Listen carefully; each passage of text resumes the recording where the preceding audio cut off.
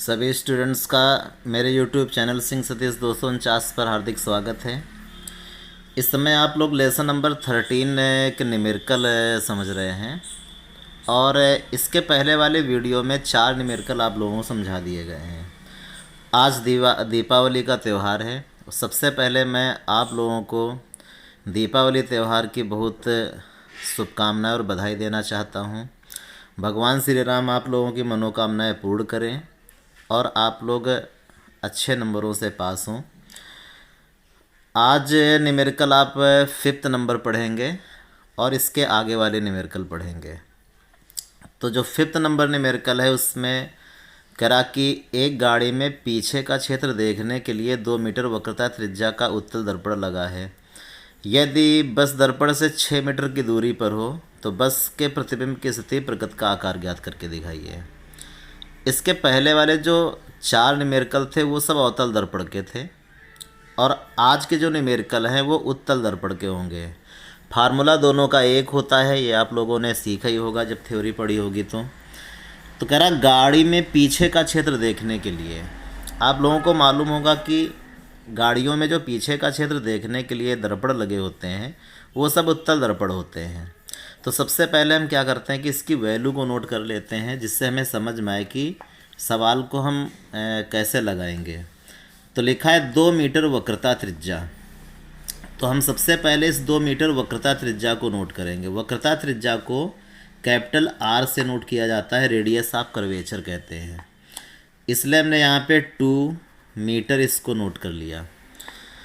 लेकिन जब भी हम कोई न्यूमेरिकल लगाते हैं तो वक्रता त्रिज्या की हमें कोई आवश्यकता नहीं पड़ती। फार्मूले वक्रता त्रिज्या पर नहीं होते हैं, हम फोकस दूरी निकालते हैं और जो फोकस दूरी होती है वो वक्रता त्रिज्या की आधी होती है।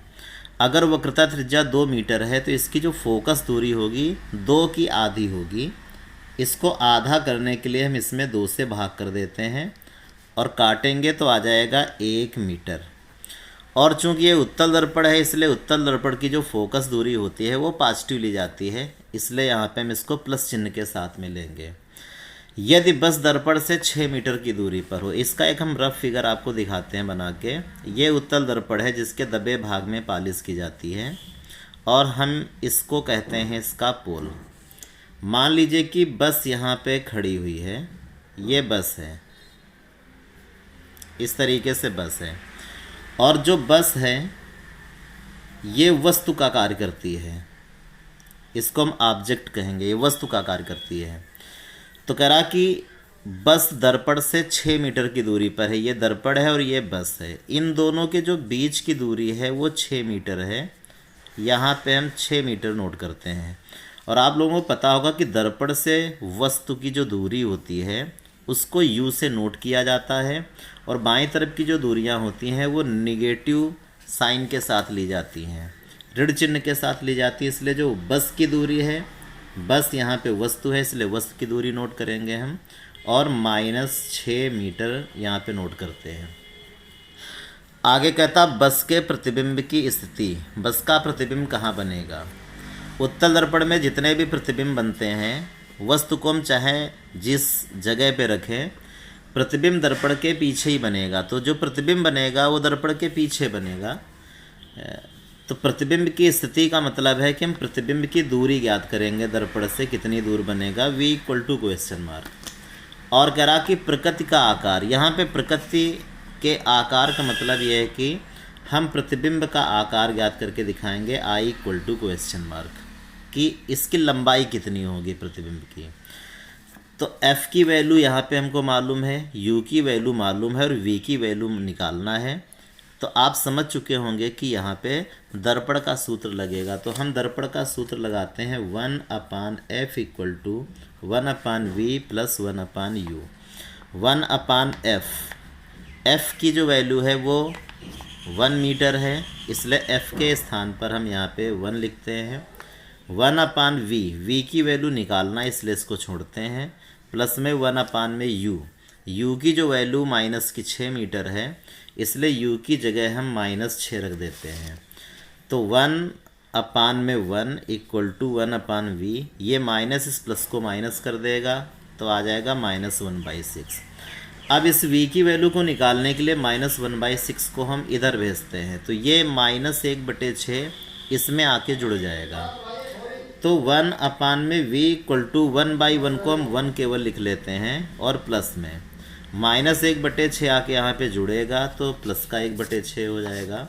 और इस तरीके से 1 में v = 6 के 6 1 7 यानी 7/6 बनेगा। तो 1/v = 7/6 है, तो v तो इसको उल्टा कर देंगे 6/7। और जब हम 6/7 का जब 6 में हम भाग करेंगे तो 0.86 आ जाएगा। इस तरीके से जो प्रतिबिंब है वो 0.86 मीटर की दूरी पर बनेगा। इतनी मीटर की दूरी पर बनेगा, वो भी दर्पण के पीछे, क्योंकि उत्तल दर्पण में जितने भी प्रतिबिंब होते हैं वो सब दर्पण के पीछे बनते हैं। आगे इसमें करा कि प्रकृति का आकार ज्ञात करिए। प्रकृति के आकार का मतलब है कि हम प्रतिबिंब का आकार ज्ञात करेंगे। तो प्रतिबिंब का आकार ज्ञात करने के लिए रेखीय आवर्धन के सूत्र को लगाते हैं। I/O = -v/u। ये आप याद रखेंगे कि जब भी इस फार्मूले को अप्लाई करेंगे दर्पण के लिए तो यहाँ पे माइनस का निशान लगना ज़रूरी है। माइनस के निशान को हम लगाएंगे यहाँ पे। I का मतलब यहाँ है प्रतिबिंब की लंबाई, प्रतिबिंब का आकार। I को हम इमेज कहते हैं, इसलिए हम प्रतिबिंब के आकार को I से नोट करते हैं। और O का मतलब है यहाँ पे वस्तु का आकार। वस्तु का आकार यहाँ पे दिया नहीं गया है, इसलिए इसको हम O ही बना रहने देते हैं। और माइनस में V की वैल्यू इसमें दी गई है क्योंकि हमने v की वैल्यू को निकाल लिया है। चाहो तो 0.86 रख लीजिए या 6/7 रख लो। वैसे दशमलव से हम बचें और 6/7 यहाँ पे v की जगह रखें तो हमारे लिए ज़्यादा अच्छा रहेगा। तो 6/7 रखा और u की वैल्यू -6 है, ये यहाँ पे दी गई है। तो u की जगह हम -6 रखेंगे। माइनस से माइनस कटेगा, 6 से 6 कटेगा और इस तरीके से हम 1/7 प्राप्त कर लेंगे। ऊपर 1 नीचे 7। और तब हम प्रतिबिंब के आकार को ज्ञात करेंगे तो O को पक्षांतर करेंगे तो I = 1/7 इंटू में ये O, ये 0 नहीं है, ये O है, वस्तु का आकार। 7 का जब 1 में भाग कर लेंगे तो आंसर आ जाएगा 0.14 इंटू में O। O का मतलब यहाँ पे वस्तु के आकार से है। तो इसका मतलब यह है कि जो प्रतिबिंब का आकार है वो वस्तु के आकार का 1.4 गुना है। तो आंसर जब हम लिखेंगे तो 0.14 गुना, ये हमारा आंसर हो जाएगा। प्रतिबिंब का आकार वस्तु के आकार का 1.4 गुना है। तो ऐसे सवाल परीक्षा में बहुत आते हैं, आप इनको समझते रहिए ताकि परीक्षा में जब भी क्वेश्चन आए तो आपको कोई भी समस्या ना हो ऐसे सवालों को लगाने की। सरल भी होते हैं और नंबर आपके छूटने न पाएँ। 6 नंबर क्वेश्चन दिया है कि 5 सेंटीमीटर ऊंची वस्तु 3 सेंटीमीटर वक्रता त्रिज्या वाले उत्तल दर्पण के सामने। एक बार फिर दर्पण उत्तल ही है। उत्तल दर्पण वो दर्पण होता है जिसके दबे भाग में पालिश होती है और उभरा भाग इसका परावर्तक तल होता है। इस दर्पण के सामने हम 5 सेंटीमीटर ऊंची एक वस्तु रखते हैं। ये फिगर आपको नहीं बनाने हैं, ये केवल आपको समझाने के लिए इस तरीके से हम बना देते हैं। तो ये 5 सेंटीमीटर ऊंची वस्तु है। 30 सेंटीमीटर कह रहा है इसकी वक्रता त्रिज्या है। वक्रता त्रिज्या को हम सबसे पहले वस्तु की लंबाई को नोट करते हैं, ये O है और इसकी जो वैल्यू है वो 5 सेंटीमीटर है। वक्रता त्रिज्या इसमें 30 सेंटीमीटर है, इसको हम R से नोट करते हैं। R = 30 centimetre. लेकिन वक्रता त्रिज्या की आप लोगों को मालूम है कोई आवश्यकता हमें नहीं पड़ती है, इसलिए हम इस वक्रता त्रिज्या को फोकस दूरी में बदल लेते हैं। फोकस दूरी को F से लिखा जाता है और ये वक्रता त्रिज्या की ठीक आधी होती है। तो अगर वक्रता त्रिज्या 30 है तो इसको हम आधा कर लेते हैं 2 से भाग दे करके और 15 सेंटीमीटर आ जाएगा। बात चिन्ह की है तो उत्तल दर्पण है, इसलिए फोकस दूरी धनात्मक चिन्ह के साथ ली जाएगी, तो इसलिए ये 15 ही सेंटीमीटर प्लस का बना रहेगा। दर्पण के सामने 20 सेंटीमीटर की दूरी पर ये रखी हुई है। ये दर्पण से जो वस्तु की दूरी है ये 20 सेंटीमीटर है और चूँकि वस्तु दर्पण से बाईं ओर रखी जाती हैं, चाहे उत्तल दर्पण हो चाहे अवतल दर्पण हो, इसलिए दूरियां बाईं तरफ की निगेटिव लेते हैं, इसलिए जो वस्तु की दूरी होगी वो -20 सेंटीमीटर ही होगी। करा प्रतिबिंब की स्थिति प्रकृत तथा आकार ज्ञात करके दिखाइए। प्रतिबिंब की स्थिति यानी कि प्रतिबिंब कितनी दूर बनेगा, v बराबर हमको निकाल के दिखाना है। आकार यानी कि लेंथ ऑफ इमेज, प्रतिबिंब की लंबाई, इसको हम I से नोट करते हैं। अलग अलग जगह इसके जो सिंबल होते हैं वो अलग अलग नोट किए जाते हैं, तो हम यहाँ पे I से ही नोट करते हैं, इसलिए I = क्वेश्चन मार्क। और करना ये है कि F की वैल्यू है, U की वैल्यू है और V की वैल्यू हमको नहीं मालूम है, निकाल के दिखाना है। तो ऐसे में इन तीनों से संबंधित जो फार्मूला हम यहाँ पे लगाएंगे वो दर्पण का सूत्र होगा, और दर्पण का सूत्र होता है 1/f = 1/v प्लस में 1/u होता है। तो 1/f जब रखेंगे 1/15, 1/v इसकी वैल्यू निकालना है, प्लस में 1/u, ये माइनस का 20 रहेगा। तो 1/15 = 1/v, माइनस प्लस का गुणा होगा तो माइनस बन जाएगा, 1/20 आ जाएगा, और इस -1/20 को हम इधर भेजते हैं तो ये प्लस का हो जाएगा। इस तरीके से 1/v = 1/15 प्लस में 1/20 यहाँ पे आएगा।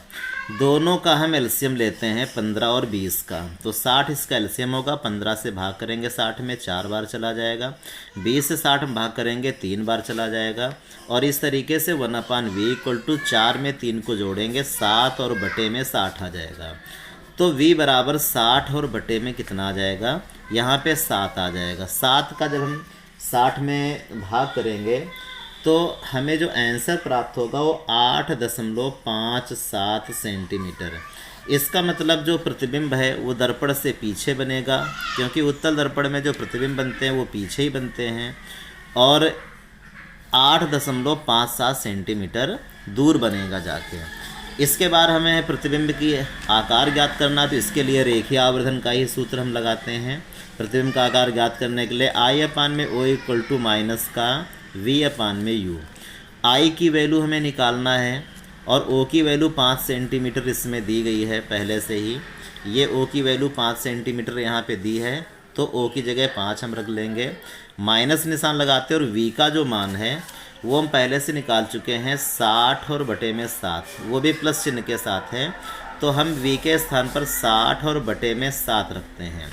अब इसके बाद इस जगह हम U का मान रखेंगे। U का मान हमें पहले से मालूम है कितना है, 20 है, तो U की जगह माइनस का 20 चिन्ह सहित रखेंगे।